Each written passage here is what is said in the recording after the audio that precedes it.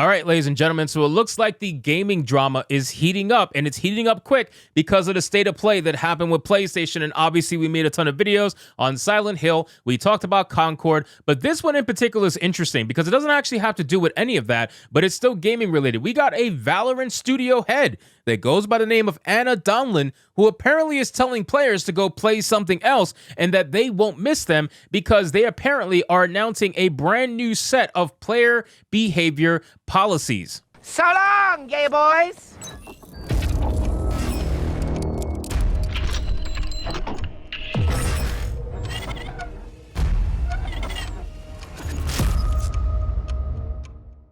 Yes, ladies and gentlemen, what somebody like Anna wants to do in the gaming space is they want to police you. They want to control you. They want to censor your speech. They want to make sure that you're not being that angry little gamer that they hate so much. They want everybody to be good little boys while playing their game. They don't want any toxicity. They don't want any real kind of competition. They just want to create safe spaces for the wokey players who are going to play this game and try to make them feel better about themselves at the end of the day, which is crazy because Valorant is actually a pretty decent game for anybody who's into that style of game, but unfortunately, it looks like they're going down the Call of Duty route where they want to police your speech through and through. So let's get into this article, guys, from That Park Place. But of course, before we do, if you are new here, just consider hitting that subscribe button. I would greatly appreciate it, and like the video to push us out into the YouTube algorithm. Now, what's interesting to me about all this is that I don't and never will, and you guys know I've said this a lot, I will never understand the business mindset of telling your customers to go fuck off. I just will never understand that. It seems to be from a place of absolute privilege that they're able to do that, because any kind of mom and pop shop, the last thing they're gonna do is tell whatever potential customer that they can have to go fuck off. It's crazy to me, right? It's just absolutely crazy. So this is coming from a place of privilege, or really it's coming from a place of comfort. It's coming from a place of a company that feels like they're too big to fail. And they're going to realize, just like all these other companies that thought they were too big to fail, that is just not the truth. It says Valorant studio head Anna Donlin told players to play something else. "We won't miss you," while she announced new player behavior policies for the game. In a video upload to YouTube, Donlin stated, "Since Laughing Val, especially with the addition of voice comms, we've known that fighting in-game harassment was going to be something needed. We needed to prioritize, and also would be one of the most challenging issues that we would face." She continued, "We've been working on systems and technologies, and we actually have been making a lot of progress. But having large global player community presents unique challenges, evolving challenges. So we have to be ready and willing to re-examine things and hold ourselves accountable when things are not meeting our community's expectations." And that's exactly what we're doing. Imagine spending so much money trying to police the speech of players instead of letting players just play the game and utilizing the in-game functions that are already there to prevent pussies from crying when they're playing an online game, like the mute feature, for example. Instead of letting that be utilized, no, you need to take it the next step, because this is more about control than anything. And now you want to make it a thing where you are trying to police the speech of in-game players.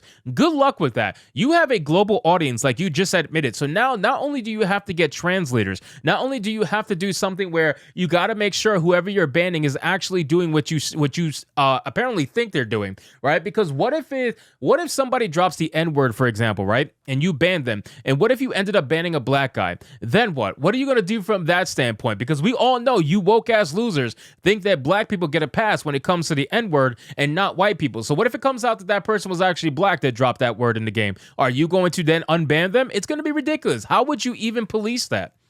Next, she detailed, "I spent the last couple of weeks reviewing player logs, looking at penalty escalation paths, discussing player behavior philosophies, seeing where they're working and where we absolutely need to do better. It's not the first time that I've had to do this. It will not be the last. It's important work, but it's not always easy work." Oh my God, dude. These people really think that they're doing God's work right now. Like, oh, it's important work. It's not easy, but somebody's got to do it. And thank God, us virtuous white women who are usually leftists, yeah, thank God we're able to do this, because nobody else would be able to. I'm a human and a parent and a caregiver and a team lead, and in almost every aspect of my life, I feel this deep responsibility to protect people, she added. And this is no different. The responsibility of protecting our community of Valorant players is one I take very personally, and I can tell you that very often I feel like I've failed in that responsibility. Guess what? You're always going to. You cannot protect everybody. You cannot protect people from other people's speech. It's just not a thing. Why are you trying to make it a thing? This is why it's an issue in the first place. You are creating, ironically, a group of people that are going to be so soft that if somebody even looks at them the wrong way, they're going to lose their mind, let alone somebody saying something to them. You are creating victims. You are literally creating people that are too soft to handle the real world. It's ridiculous. Player behavior is a complex problem space. Our systems cannot catch everything. She admitted they require constant attention and tweaking and improvement. Sometimes it has been painfully manual or dependent on our players reporting things and our processes staying well tuned. And sometimes tech that has the potential to be a game changer takes longer than you want to work. All the things we say at Riot on the topic of player behavior are true. I want to assure you that Riot has always taken this seriously. That's been true, ever since we launched League of Legends. But at the end of the day, there are still some people in this world who want to take off their insecurity or their bad day or their hate or their whatever on some stranger through the computer screen, she declared. So we work harder, we take steps forward. You are not going to be able to police the internet. Every time somebody has tried to police the internet, they have failed. I don't understand why these woke white women leftists are out here thinking they're going to change the world when it comes to the internet when you're not. Like, nobody asked you to be the Karen of the internet. Nobody asked you to be the anti-fun police. This is how you know that you are a tourist to the gaming scene. You inherently do not understand shit talking in the form of competition, and it is a big thing. It makes it fun for a lot of people, and a lot of people, both male and female, partake in the shit talking. So I don't understand why you are there trying to all of a sudden be the Karen of the internet. Nobody asked you to do this, and yet you want to do this because you feel like you are morally superior, virtuous, and justified in doing so. It says she then detailed, but here's the part I can't shake. In almost all cases, someone gets hurt in the process of making these systems better too.